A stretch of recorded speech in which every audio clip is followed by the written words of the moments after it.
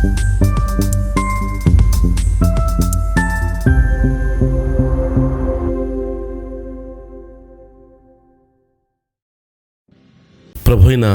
యేసుక్రీస్తు నామములో మీ అందరికీ శుభములు తెలియపరుస్తున్నాను. అందరూ బాగున్నారా?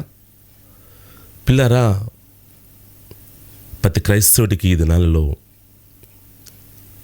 గౌరవనీయులైన దైవజనులైన జయపల గారు అందరికీ తెలుసు. తన పరిచర్య కష్టములో నుంచి ప్రయాణం జరిగింది. రేడియోలో వాక్యం బోధించారు, మరియు కరపత్రాల ద్వారా కావచ్చు, పుస్తకాల ద్వారా కావచ్చు, టీవీల ద్వారా అనేకమైన ప్రసంగాలు ప్రతి ఒక్కరికి పరిచయస్తుడు. అయితే పిల్లరా, గొప్ప దైవజనుడు, తన కుమారులు కూడా సేవకులుగా ఉన్నారు. తన కుమారుడైన రాజు ప్రకాష్ పాల్ గారు ఈ మధ్య యూట్యూబ్లో కావచ్చు, మరియు పాటల ద్వారా కూడా అందరికీ పరిచయస్తుడిగా ఉన్నాడు. వాళ్ళ నాన్నగారిని బట్టి తక్కువ టైంలో గొప్ప స్థానంలో ఉన్నట్టుగా అందరికీ అర్థమవుతూ ఉంది. అయితే తన నాన్నగారు భక్తి ఏమైందో మనకు తెలియదు, కానీ తన నాన్నగారు నడిచిన బాటలు మాత్రం తను నడిచినట్టుగా నాకు కనపడతలేదండి. ఎందుకని మీరు అడగొచ్చు. ఈ మధ్య కాలంలో నేను విన్నాను అతని నోటి నుంచి ఒక మాట. ఏంటి ఆ మాట అంటే, ఆంధ్ర క్రైస్తవ భక్తి గీతాలు 90% సినిమా పాటలే మాట్లాడారు. ఆ మాట ఎవరైనా లోకస్తులంటే పర్వాలేదు, దేవుని ఎరగని వారంటే పర్వాలేదు, గొప్ప పేరు పొందిన దైవజనుడి కడుపున పుట్టిన తను, తండ్రి యొక్క ప్రసంగాలు విని పైకొచ్చిన తను, మరి తను కూడా ఒక ప్రసంగికుడిగా ఉన్నారు. ఆ మాట అనటము అది పిల్ల చేష్టాలుగా ఉన్నది. ఈ మాటను పట్టుకొని లోకస్తులు ఎలా మాట్లాడతారు ఒకసారి ఆలోచించండి. ఆంధ్ర క్రైస్తవ భక్తి గీతాలు 90% సినిమా పాటల. ఒకసారి ఆలోచించాలి. మన మాట అనేటప్పుడు ఒకసారి ఆలోచించాలి. ఈ సినిమా పాటలు, ఈ సినిమా అనేది ఎప్పుడు ప్రారంభమైంది? చరిత్ర కావాలండి మనకి. ఏదో వచ్చేసి జనం వస్తున్నారు కదా అని, వింటున్నారు కదా అని చెప్పి ఏది చెబితే అది రైట్ అయిద్దని పిల్ల చేష్టాలు మనం చేయకూడదండి. పిల్లరా, మన తెలుగులో అయితే 1931 సంవత్సరం భక్త ప్రహ్లాద మొదటి మూవీ. అంతకుముందు 1890 నుండి 1920 వరకు సౌండ్లెస్ అంటే మూకీ సినిమాలు, అంటే సౌండ్ లేని సినిమాలు, మాటలు లేని సినిమాలు ఉన్నాయి. మరియు ఆంధ్ర క్రైస్తవ గీతాలు ఎప్పుడు మనం ఒకసారి ఆలోచించాలి. ఫస్ట్ మూవీలా లేకపోతే ఆంధ్ర క్రైస్తవ భక్తి గీతాలా అనేటప్పుడు చరిత్ర చదువుకోవాలి. ఏదంటే అది మాట్లాడకూడదు. వింటున్నారు కదా, చప్పట్లు కొడుతున్నారు కదా అని మాట్లాడకూడదు. ఒకసారి చరిత్ర మనకు కావాలి. మనందరికి తెలిసిన వ్యక్తి గౌరవనీయులైన పురుషోత్తం సవరి గారు ఇంచుమించు 130 పాటలు వ్రాశారు.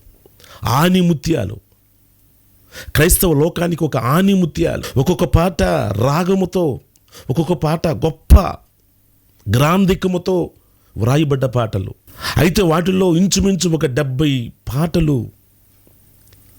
ఆంధ్ర క్రైస్తవ భక్తి గీతాలలో తన 70 పాటలు ఉన్న ఇంచుమించు 70 పాటలు. వాటిల్లో ఒక్కొక్క పాట ఆణిముత్యాలండి. త్రాహిమ క్రీస్తునాథ యెహోవా నా మొర లాలించెను, ఉన్నా పాటు వచ్చుచున్నాను. ఇంకా ఎన్ని పాటలు అంటే, ఇంకా ఎన్నో పాటలు, అమూల్యమైన ఆణిముత్యాలు. ఎప్పుడు ఈ పాటలు రాసింది ఎప్పుడు? ఒకసారి మనం చరిత్ర మనం చూసినట్టయితే పురుషోత్తం చౌదరి గారు 1803 సంవత్సరాన సెప్టెంబర్ 3వ తారీఖున జన్మించారు. ఈ సినిమాలు వచ్చింది ఎప్పుడు? మన యొక్క చూడండి సౌండ్తో వచ్చిన మూవీ 1931. అసలు ఈ సినిమాలు ప్రారంభించింది ఎప్పుడు? 1888 సంవత్సరమున.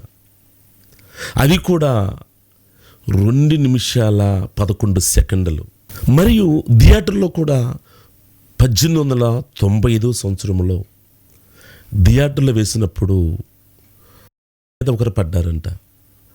ఫస్ట్ చూడటం కదా, వాళ్ళకి అర్థం కాలేదు ఏంది ఆ బొమ్మలు పైకి వచ్చినట్టుగా ఉన్నాయి. మరి ఈ పురుషోత్తం చౌదరి గారు జీవిత చరిత్ర మనం చూస్తే 1803 సంవత్సరమున జన్మించారు, 1890 సంవత్సరమున మరణించారు. ఈ మధ్య కాలంలో రాసిన పాటలు. మరి దీన్ని బట్టి చూస్తే పురుషోత్తం చౌదరి గారి యొక్క పాటలు, లేకపోతే ఆంధ్ర క్రైస్తవ భక్తి గీతాలు పాటలు సినిమా వాళ్ళు కాపీ కొట్టారా, సినిమాలో నుంచి వీళ్ళు కాపీ కొట్టారా అందరికీ అర్థమవుతుంది. అవును కదండి? చూడండి, ఒకసారి ఆలోచించండి. మరి ఈ యొక్క సినిమాలు నిర్మాణం ఎప్పటి నుంచి వచ్చినాయి? అసలు ప్రపంచం మొత్తం మీద చూస్తే 1888 థియేటర్లోకి వచ్చింది, 1895 మరలా 1920 నుండి ముఖ్య సినిమాలు అనగా సౌండ్ లేని సినిమాలు.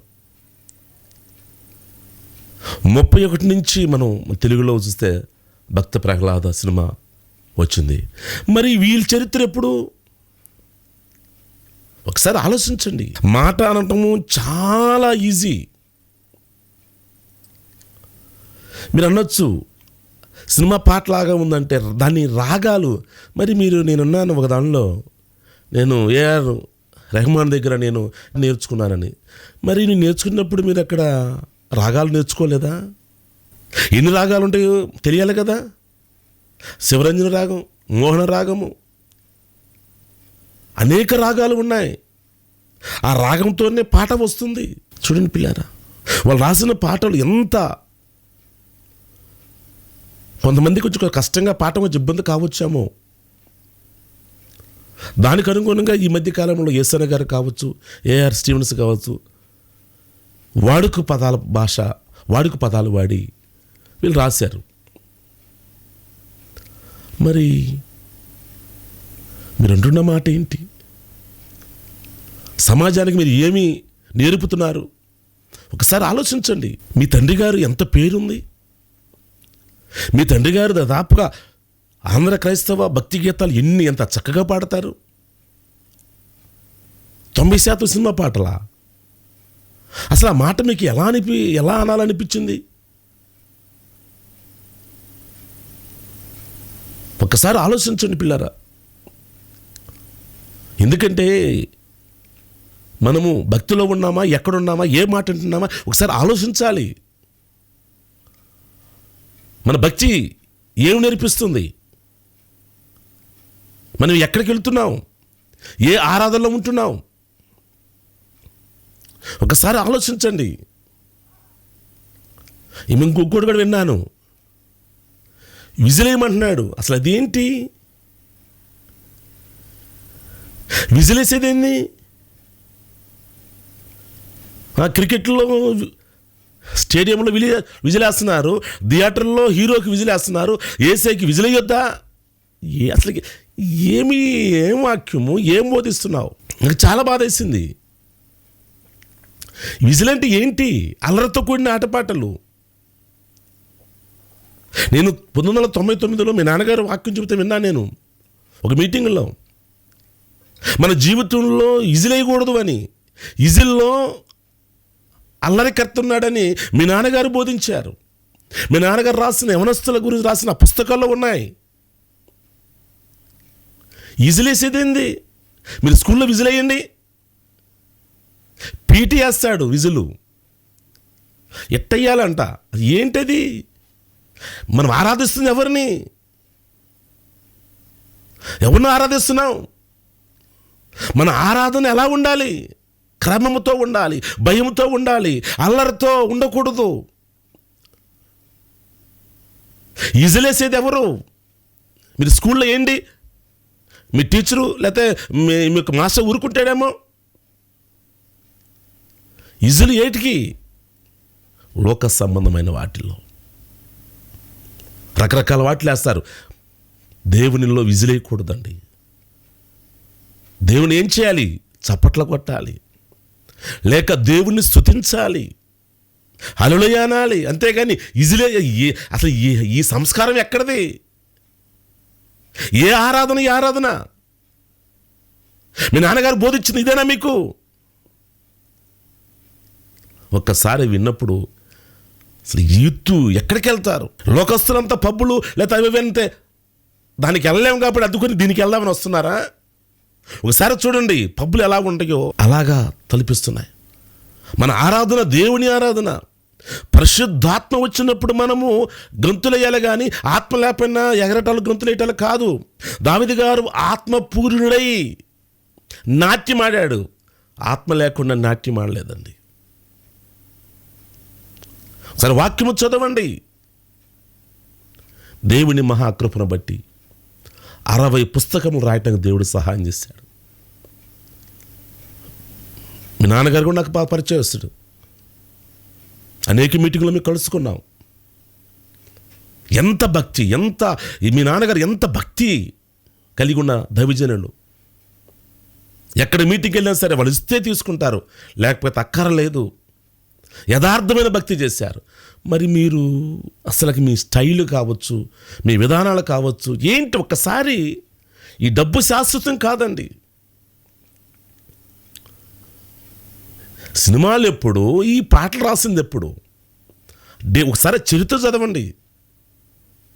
1800లో పాటలు అయితే ఇలా 1931 నుంచి స్టార్ట్ అయింది సౌండ్. 1800 ఎప్పుడు, 1900 ఎప్పుడు?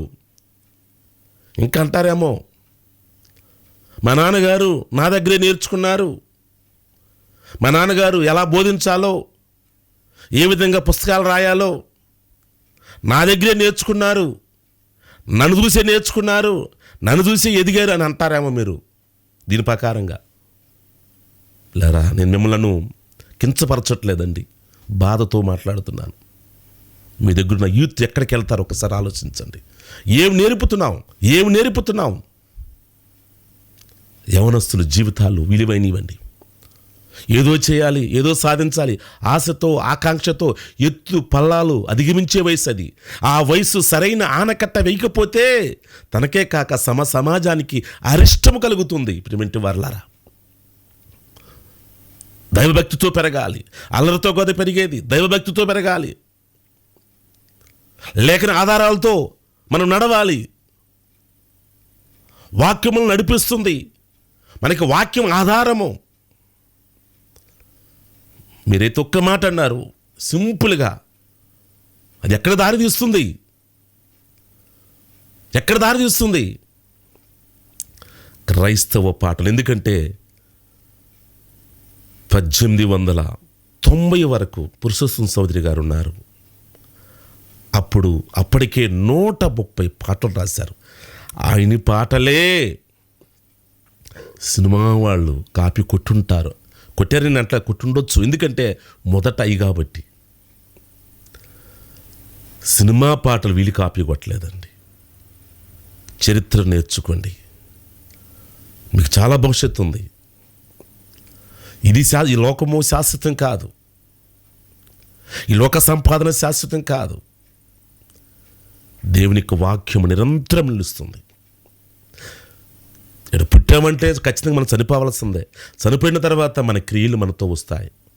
ఆ క్రియను బట్టి పరలోకమా నరకమా వాక్యం నిలవస్తుంది. అనేకులు బోధకులు కాకుంటే మేలు, ఎందుకంటే మరింత ఎక్కువ కీడని వాక్యం బోధిస్తుంది. కాబట్టి వాక్యం ప్రకారంగా నడవాలి. చరిత్ర తెలుసుకొని మనము నడవాలి. ఇంకా మనం చూస్తే ఎం దేవదాసయ్య గారు తను 1960లో మరణించారు. 120 సంవత్సరాలు బ్రతికారు. తనకు కూడా ఎన్నో పాటలు ఎన్నో పాటలు రచించారు. మూవీస్ రాక మునిపోయిన పాటలు ఉన్నాయి. గొప్ప దైవజనులు అండి వీళ్ళంతా. వీళ్ళు కాపీలు కొట్టాల్సిన అవసరం వీళ్ళకి లేదు. వీళ్ళ పాటలే అనేకులు కాపీ కొడుతున్నారు, అనేక రంగాలలో కాపీ కొడుతున్నారు. కాబట్టి ఈ రోజున పిల్లరా, మనం ఎలా ఉన్నాం ఒక్కసారి ఆలోచించండి. బ్రదర్ రాజు ప్రకాష్ పాల్ గారు, ఒకసారి మీ మాటను వెనక్కి తీసుకోండి. ఉద్రేకంలో అని వచ్చాము. మీ మాట అలాగే ఉంటే మనము వేరే వాళ్ళకి మనము అవకాశం ఇస్తాం. మిమ్మల్ని ప్రేమించి నేను మాట్లాడుతున్నాను. ఇప్పటికే క్రైస్తత్వం మీద అనేకులు పడి అదెట్లా ఇదిట్లా అదిట్లా అని చెప్పి వాదనలు రకరకాలు జరుగుతున్నాయి.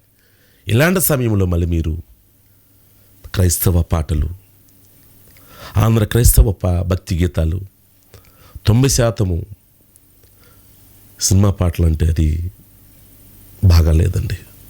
ఆ మాట వెనక్కి తీసుకోండి. దేవుడు మిమ్మలను దీవించును గాక. బ్రదర్ కిషోర్ బాబు గారి కలం నుండి వెలువడినవి మా అద్భుతమైన అమూల్యమైన పుస్తకములు మరియు సీడీల వివరములు.